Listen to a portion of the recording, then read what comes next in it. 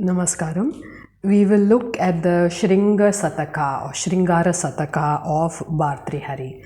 Bhartrihari writes the Shataka Traya, the three Shatakas, the three moral, not moral, three sets of wise sayings. One of it is the Vairagya Shataka, which talks about renunciation. Another is the Niti Shataka, which talks about morality.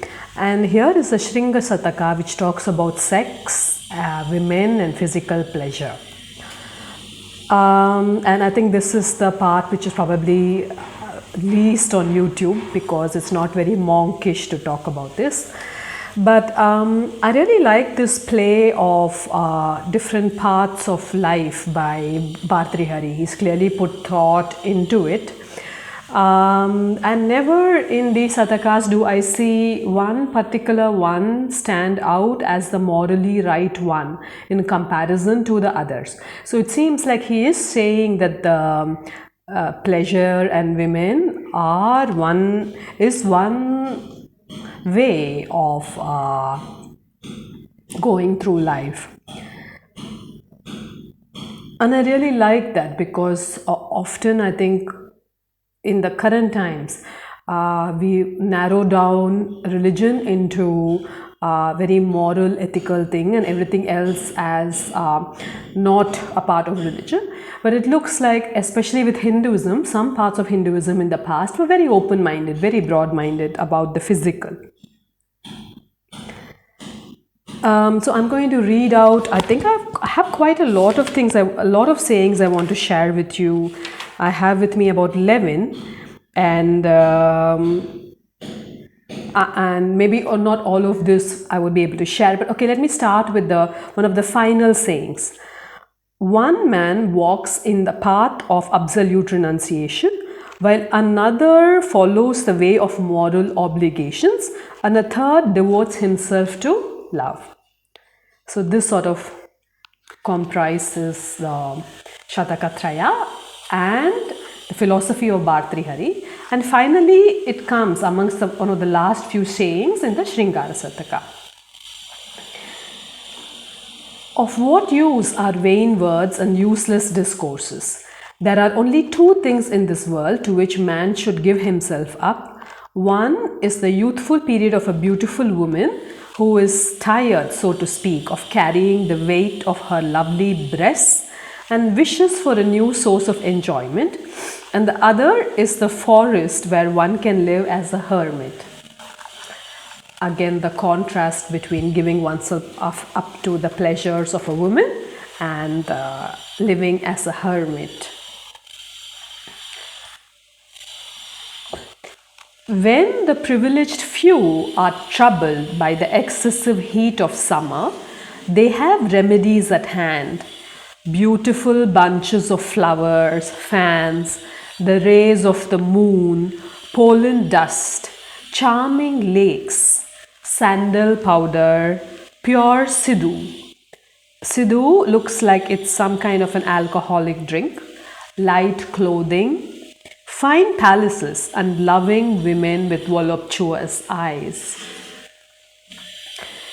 When the privileged few are troubled by the excessive heat of summer, they have remedies at hand.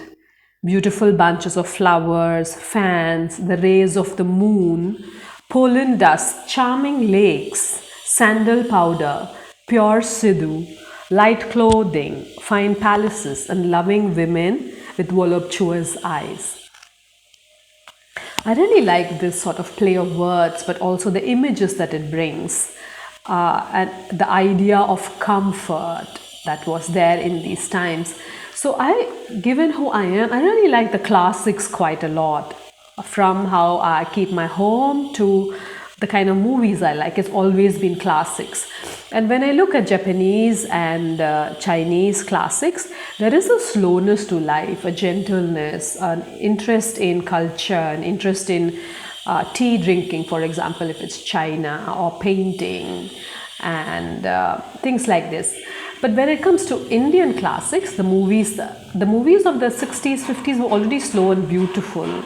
But lately, when they remake the Indian classics, it's more about war and emotional drama than it is about the sweetness of life, the pleasures of life, the gentleness of what can be thought as refined.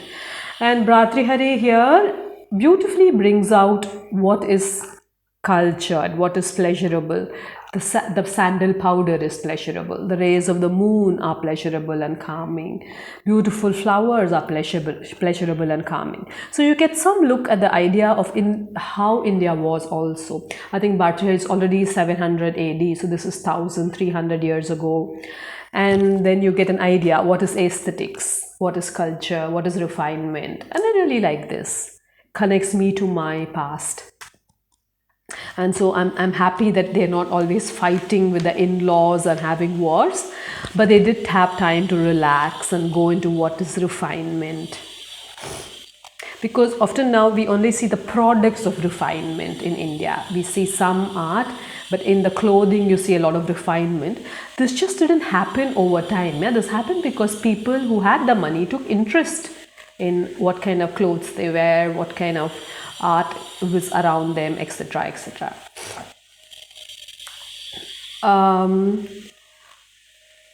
So again, Bhartrihari goes into what is pleasure. Then he has these very beautiful set of sayings which talk about different seasons of love. So now we talked about summer. Yeah, here's another one. For happy husbands, a rainy day is a time of pleasure and delight. For not being able to go out on account of the wet, they gladly return to their wives, who, trembling with cold, take them into their embrace.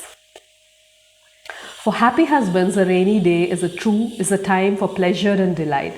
For not being able to go out on account of the wet, they gladly return to their wives, who, trembling with the cold, take them into their embrace. So that is rainy season for you.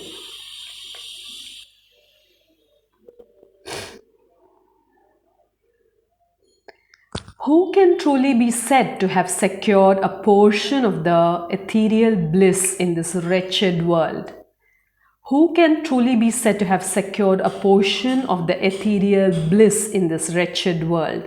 Those, doubtless, who wear fragrant garlands of jasmine around their necks, rub the sweet saffron all over their bodies, and press close to their hearts the adored form of the beloved.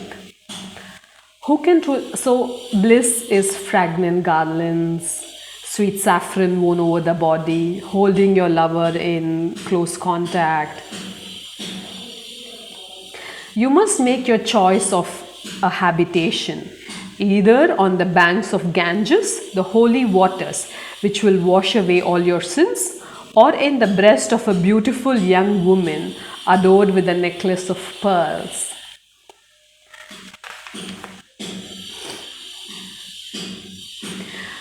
So he's not just advocating sex for sex's sake and pleasure. There is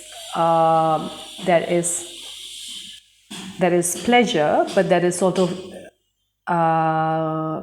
the innocence of it somehow too, and looking of it as, I can't say sacred, but definitely certainly of huge value and enjoyment. So it's a more I've used the word refined too many times, but it's more about love than pleasure. It's about a love for pleasure, but love and pleasure like this.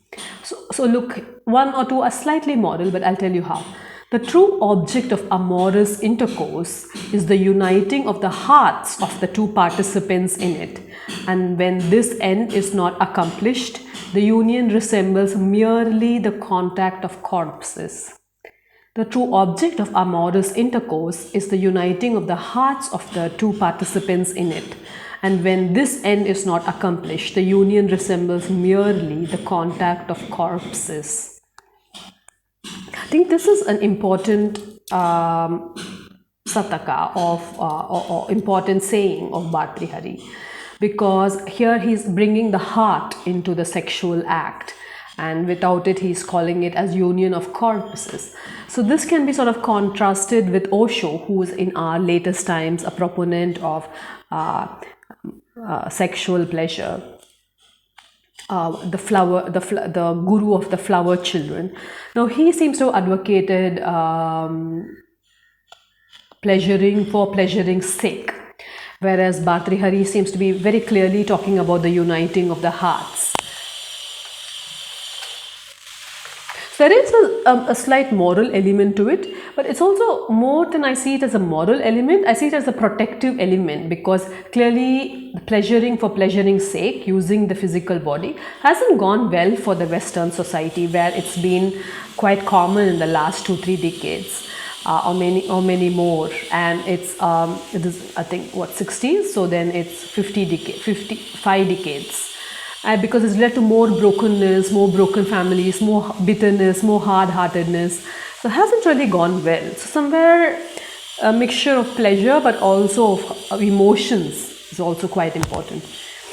I'm going to end with this. All the best poets were wrong when they called women weak. How can such an expression be applied to those whose star-like eyes subdued the hearts of Indra himself and the other mighty gods? All the best poets were wrong when they called women weak. How can such an expression be applied to those whose star-like eyes subdued the hearts of Indra himself and the other mighty gods? So with this calling of women powerful, I thank you for your time and have a good day.